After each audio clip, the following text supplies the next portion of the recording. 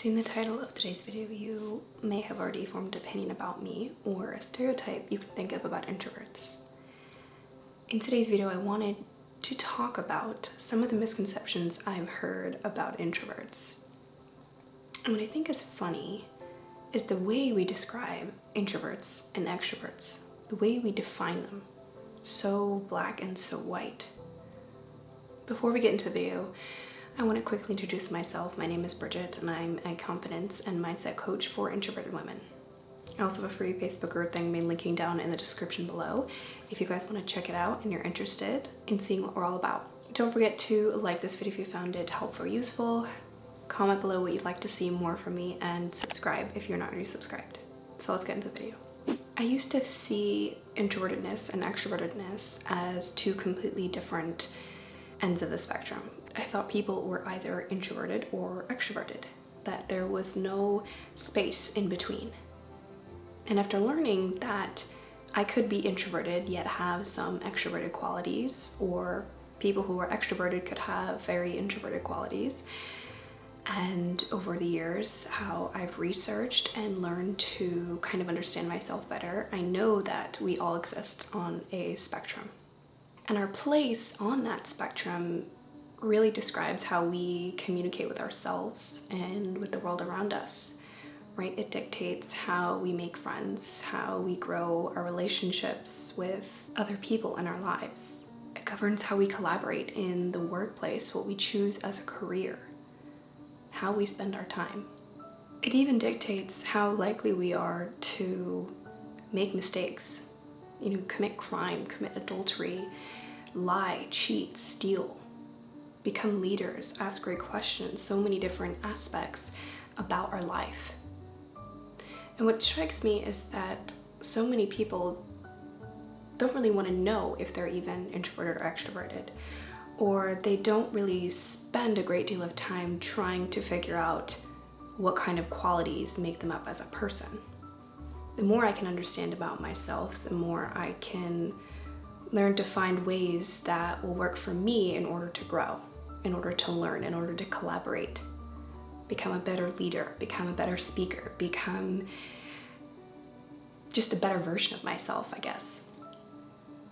When we think of introvert, we often think of someone who is very shy, someone who is very unemotional, someone who doesn't like to work in groups, who are not great speakers or great leaders for that matter. And what's shocking is that if you look up the definition of introvertedness, you will get someone who likes being alone or someone who is shy, which I think is a terrible way to describe an introvert. I would consider myself an introvert, and I don't consider myself shy at all. In fact, I love talking to people. But in order to recharge after being in social settings, I need to be alone. I need to think deeply. One of the better definitions of introverts that I've seen is one of Susan Cain's in her book, Quiet.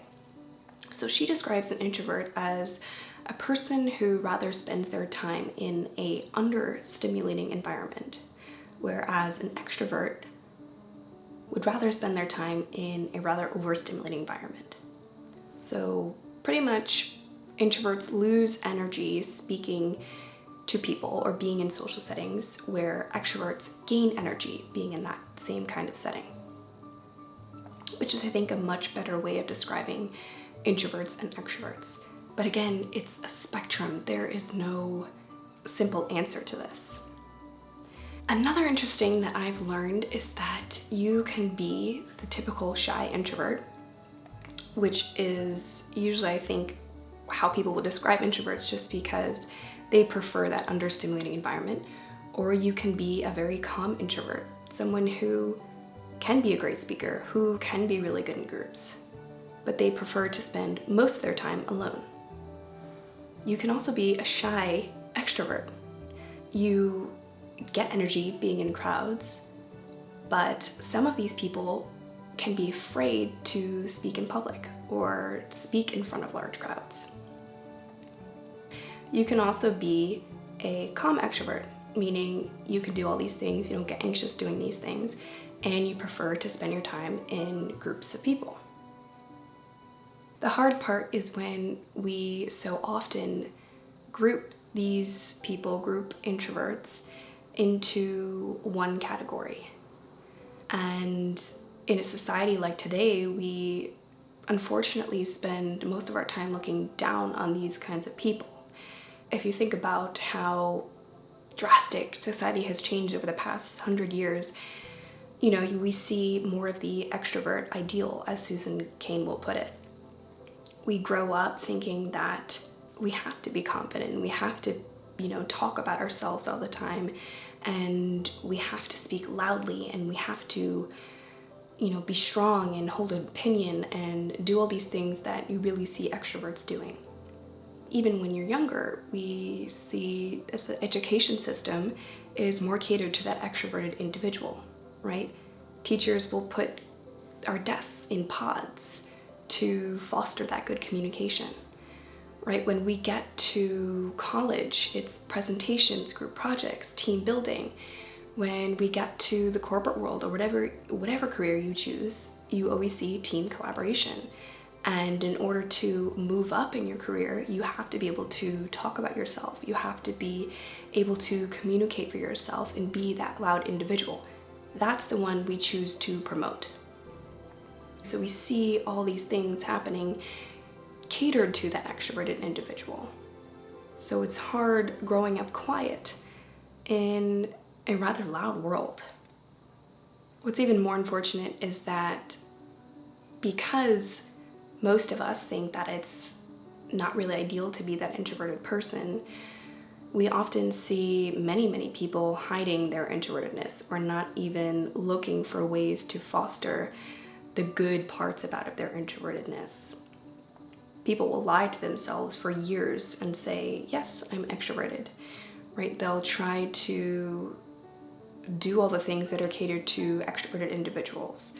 And oftentimes we don't even realize that we actually learn better and we focus better and we think more clearly being alone until we get to a point in our life where we're forced to be alone.